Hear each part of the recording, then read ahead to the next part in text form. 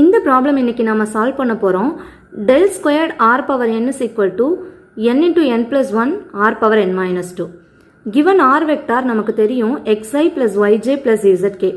இதில் இருந்து r squared find out பண்ணோம் அப்படின்னா x squared plus y squared plus z squared. இப்போ ஃபஸ்ட்டு நம்ம del squared find out பண்ணுறதுக்கு முன்னாடி del r power n find out பண்ணிடலாம்.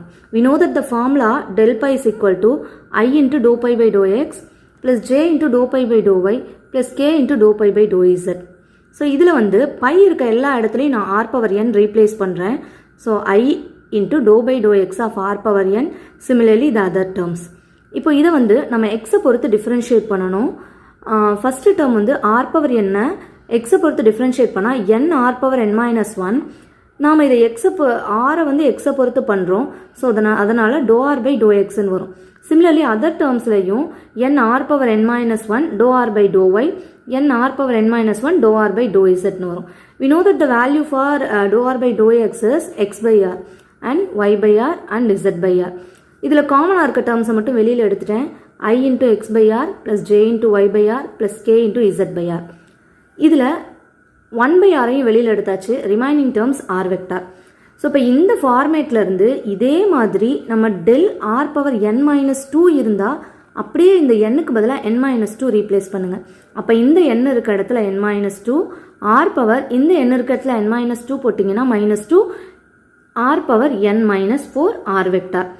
இப்போ இதிலிருந்து நெக்ஸ்ட்டு நம்ம ஃபைண்ட் அவுட் பண்ண வேண்டியது del squared r power n. So del squared எப்படி ஸ்ப்ளிட் பண்ணி எழுதலாம்னா del into del r power n. So இந்த del r power n-க்கான வேல்யூ ப்ரீவியஸாக ஃபைண்ட் அவுட் பண்ணியிருக்கோம். அதை எடுத்து இங்கே சப்ஸ்டியூட் பண்ணிக்கலாம். இப்போ நமக்கு ஒரு ஃபார்முலா தெரியும், del of pi f vector.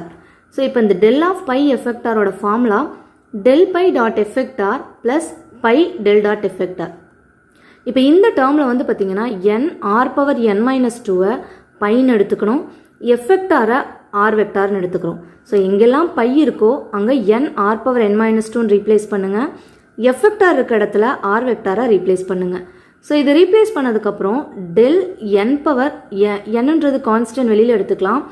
del r power n minus 2க்கு ஃபார்முலா இங்கே ப்ரீவியஸாக பார்த்தோம். ஸோ இந்த ஃபார்முலாவை நான் இங்கே சப்ஸ்டியூட் பண்ணிக்கிறேன். ஸோ சப்ஸ்டியூட் பண்ணதுக்கப்புறம் del dot r vectorோட வேல்யூ 3 அப்படின்னு நமக்கு தெரியும். So del dot r vector means divergence of r vector.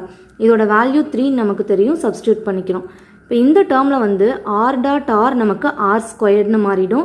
இந்த நெக்ஸ்ட் டேர்ம் வந்து இந்த r பவர் n மைனஸ் 4ஐயும் r ஸ்கொயர்டுன்னு சிம்பிளிஃபை பண்ணுறோம். சிம்பிளிஃபை பண்ணால் r பவர் n மைனஸ் 2ன்னு தெரியும். இப்போ இதில் இருந்து ரெண்டு டேர்ம்ஸில் காமனாக இருக்க டேர்ம்ஸை வெளியிடுங்க.